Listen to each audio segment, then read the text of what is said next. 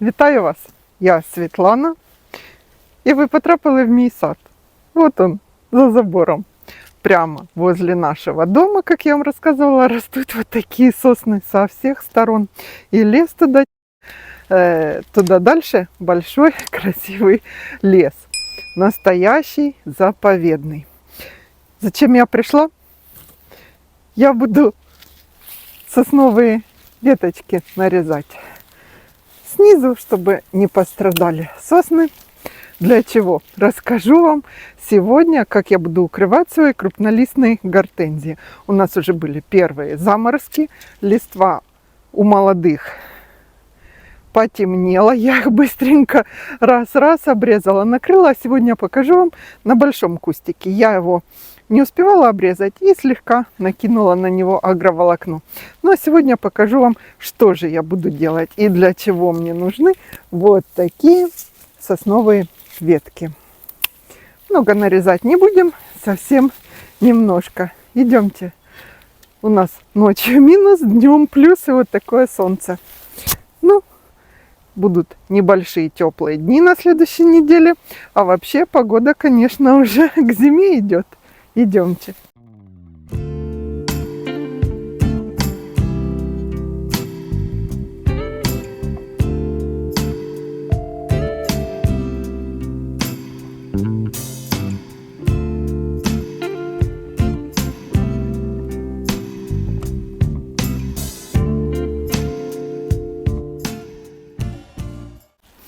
Ну, хорошо, что ходить мне за сосновыми ветками далеко не надо. И я могу это сделать быстро и совсем рядом. Обрезала тут свои чайно-гибридные розы до плетистых. Еще не дошли мои руки. А показывать я вам буду на примере вот этой гортензии «Бесконечное лето». Помните ее цветение? Такая красивая была.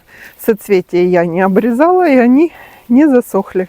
Хотя листва немного обморозилась уже. Вялая, некрасивая. Куст у меня небольшой. Ему 4-й сезон только. Пересаживался 2 раза, переезжал. Поэтому не очень большой. Он где-то 60 сантиметров нарос. Но вообще крупнолистные гортензии где-то метр, 1,20 м. Почти все сорта. Есть, конечно, так, лилия тут какая-то у меня осталась. Непонятная, надо ее пересадить обязательно. Так, почти все крупнолистные гортензии у меня будут зимовать молоденькие под укрытием, а большая часть молодых в доме. Расскажу в конце видео, как я примерно буду это осуществлять. Если кто-то захочет тоже свои гортензии сохранять в холодном помещении, в подвале, в неотапливаемом. Ну а сейчас про вот эту гортензию мою, что же я буду делать. Я хочу поставить небольшой эксперимент. Часть соцветий оставлю на концах побегов, а часть срежу и посмотрю, и буду наклонять вот так напополам. Часть соцветиями, часть нет. А сейчас покажу вам, как же я обрезаю свои крупнолистные гортензии. Листву. Листва у нее большая, красивая, зеленая. Такие прямо лопухи зеленые. Покажу, что я буду делать. Так, попыталась установить камеру так, чтобы в центре была, конечно же, не я, а моя гортензия. Выбираем веточку. Как вы знаете, сорт «Бесконечное лето» – это ремонтантный сорт. Подстелила агроволокно, чтобы туда бросать листву, а потом сразу же и убрать ее. Что значит ремонтантный? Это значит, что она цветет и на побегах этого года, и на побегах прошлого. Обрезаем листву, как я вам и показывала. Вот так вот оставляем вот эти вот части листиков. Для чего? Для того, что в середине у нас остаются почки, и все-таки вот эти череночки, не череночки, черешочки остаются у нас и немножко прикрывают, если все-таки холодный воздух как-то попадет под укрытие. часто спрашивают, что же делать вот с этими верхними. Их ни в коем случае вот так вот обрезать нельзя. Мы складываем лодочкой и обрезаем верхнюю часть листа. Получается вот так. Сейчас покажу вам совсем близко еще раз этот момент. Очень неудачно я вам, конечно, показала обрезку верхних пар листиков. Покажу еще раз. Немножко переставила камеру. Вадим Петрович у нас занят. Там, если слышно гудение, ему помогать мне некогда. Значит, смотрите, вот у нас веточка. Думаю, меня хорошо видно. Нехорошо. Вот так. Вот у нас ветка. Мы на ней обрезаем нижние листья. Оставляем черешочки. Верхнюю пару вот так вот складываем. И обрезаем только часть листа. Большую часть листа. Вот это все остается. И в середине там вон она, наша почка. Вот так это происходит. Для чего вообще удаляется листва у крупнолистной гортензии? Потому что в мороз она превращается в маленькие черные тряпочки такие. Но вот это немножко подмерзла. Вот такая. И она потом под укрытием будет просто гнить. Укрытие у крупнолистных гортензий немножко напоминает укрытие у роз. Сухое, без доступа влаги, для чего мы будем укрывать агроволокном. А сверху я в этом году так укрывала целлофаном. Чтобы, но оставлять немножко для проветривания не глухо целлофаном, как агроволокном, а с доступом воздуха, чтобы была вентиляция. Так, ну я сейчас буду постепенно обрезать свои ветви, а потом покажу, если у кого-то сильно загущена гортензия, что можно оставить, какие ветви можно вырезать. А вы понаблюдайте, как я это буду делать. Немножко поменяла я инструмент свой. Зеленые ножницы взяла, старенькие. Хотела их поменять, но мне очень удобно ими. Покажу на примере одной половины куста, где я буду сохранять соцветия. Тут их не так и много.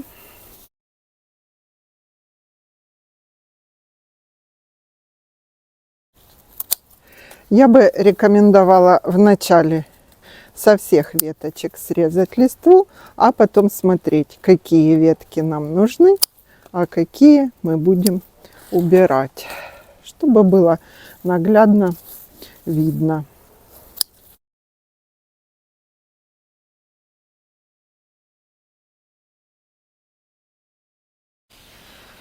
Так, ну вот, часть куста у меня уже обрезана.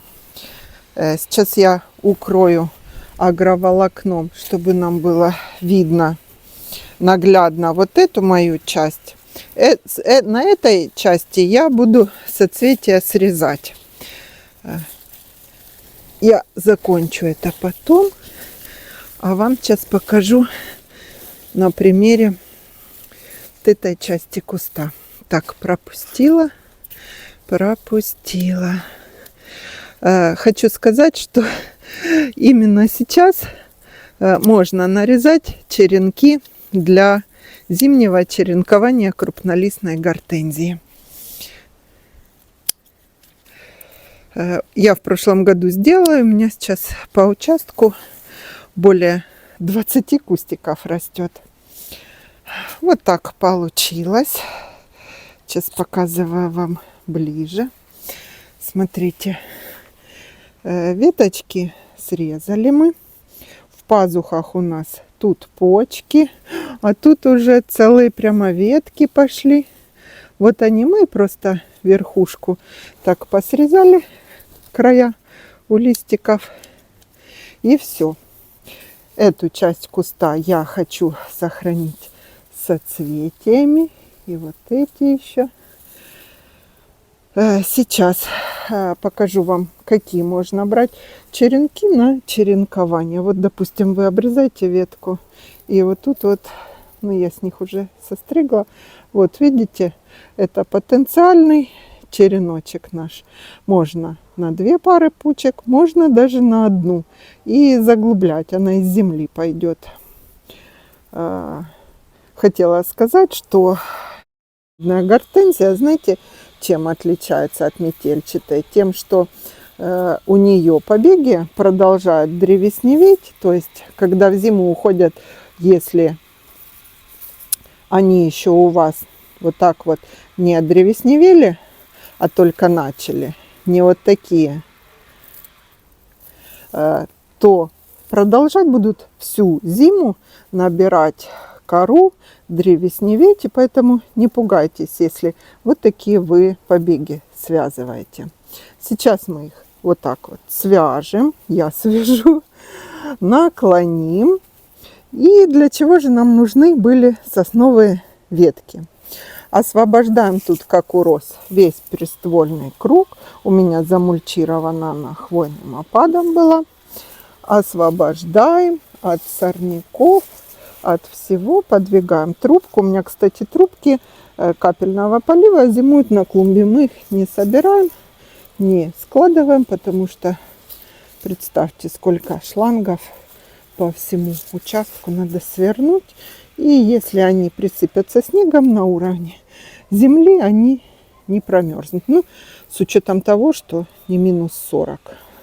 Температура, конечно, будет, но если снегом присыпятся, ничего им не будет. Так, сейчас покажу вам. Вот так вот срезаем, вот так вот связываем, вниз прокладываем наши веточки, наклоняем. Вот такие ветки, они гнутся отлично. Но если твердые, то можно их в несколько приемов, как урос. У меня куст молодой, у меня они сгибаются легко. Можно на край каким-то грузом привалить, пока они привыкнут в таком положении. Какие же ветки вырезать, если у вас куст взрослый? Как бы омолодить? Вот такие вот старые, одревесневевшие. Вы видите, что из него пошел побег. Сейчас покажу вам. Из этого одревесневевшего вот этот сухой побег. Так, мы его и вырежем. Надо секатор было, конечно, взять. Вот такой. Можно вырезать целые ветви, если они у вас уже подсохшие, старые. Вот еще тоже такой же. Можно понизить высоту, если у вас, допустим, сильно большой куст, и вы хотите. Но у меня не сильно, я еще трясусь над каждым побегом, сохраняю. А у кого такое счастье и куст взрослый, можно понизить, сколько вам надо. Допустим, даже вот столько обрезать. Вот на такую высоту. Смотрите, на следующий год у вас вот 2 новые ветки будет. А высота куста понизится. И внизу могут пойти из пазух.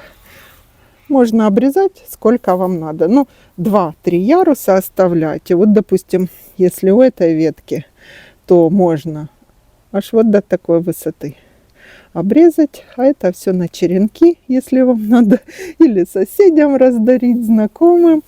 Хочу еще сказать, что в центре куста, конечно же, не оставляйте маленькие, а в начале по кругу большие. Куст должен гармонично быть обрезан или на одну высоту, или по центру обычно чуть длиннее делается обрезка.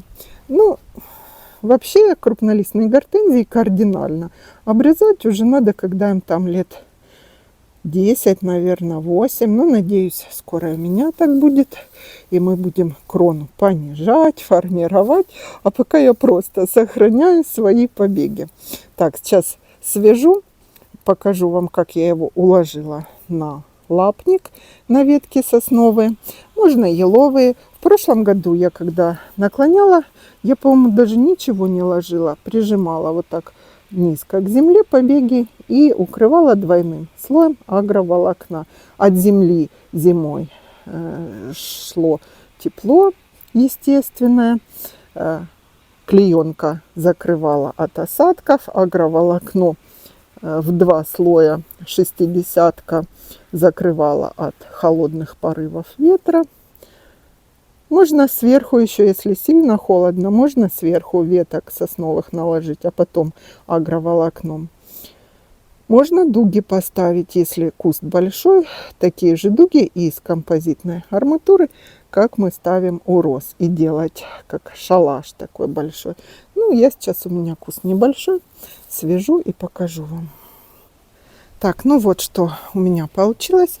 Я связала эти ветви, наклонила побеги, и чтобы они привыкли к такому положению, сверху сейчас таким небольшим плоским камешком привалю. Они не поломают побеги, потому что камень, видите, небольшого веса, но в то же время он дает направление укладывания. Положила пару веточек, больше не надо, чтобы прям подушку такую создавать, и запрела все от сосновых веток, от иголок не стоит. Сейчас я перейду обрезать вторую половину куста. Тут я и соцветия срежу и наклоню в другую сторону. А потом таким туннелем, как я вам говорила, двойной слой агроволокна накину. А вот небольшой кусочек я вам сейчас покажу. Вот так вот. Двойной, можно тройной, а сверху еще так. Но я сделаю большой сразу на 2 половины куста. Целлофан плотный. Отверстие оставлю с этой стороны и со стороны роз. Целлофаном сейчас накрывать я, конечно, не буду. Агроволокном накрою уже сейчас, потому что у нас ночью минус. Но мне еще тут вот эту лилию надо вырыть и убрать. Вот как получается, садим, вроде далеко было от куста, да? А куст разросся, и у меня много лилий оказалось вообще и под нидиформисом. Вот тут выкапывала, и под другим. Вот, про кусты, которые на улице, я вам рассказала. Сейчас покажу кустики, которые у меня будут зимовать на стеллаже, и немножко расскажу, как обещала. Вот тут вот на стеллаже у меня в тамбуре будут зимовать гортензии крупнолистные, молодые. Почему тут и как долго, что я с ними буду делать? Я хотела сказать, что часть гортензий, которые я купила, у меня не ремонтантные. То есть у них будут цветы только на следующий год. В этом году они заложили цветочные почки. Как это определить? У ремонтантных сортов вот такусенький побег. Помните, я показывала вам, вот видео прикрепляю. Он 4 листика и уже цвел у меня зимой на подоконнике. Это, кстати, тоже черенки. Летом, в начале лета черенковала.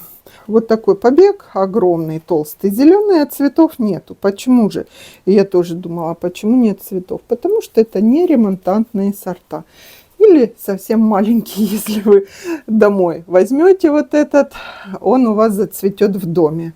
Но что буду делать я? Вот они у меня тут постоят еще октябрь, ноябрь. И в конце ноября я сделаю то же самое. Я обрежу у них листву вот так и уберу в еще более холодное помещение. Буду смотреть, какая тут температура, или в другое отнесу. И они уйдут на зимовку, только будут без укрытия, а стоять в темноте. Накрою темным агроволокном. Буду где-то раз в месяц поливать, смотреть за ними.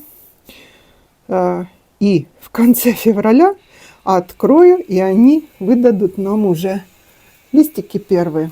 Почему я так буду делать? Потому что я хочу увеличить срок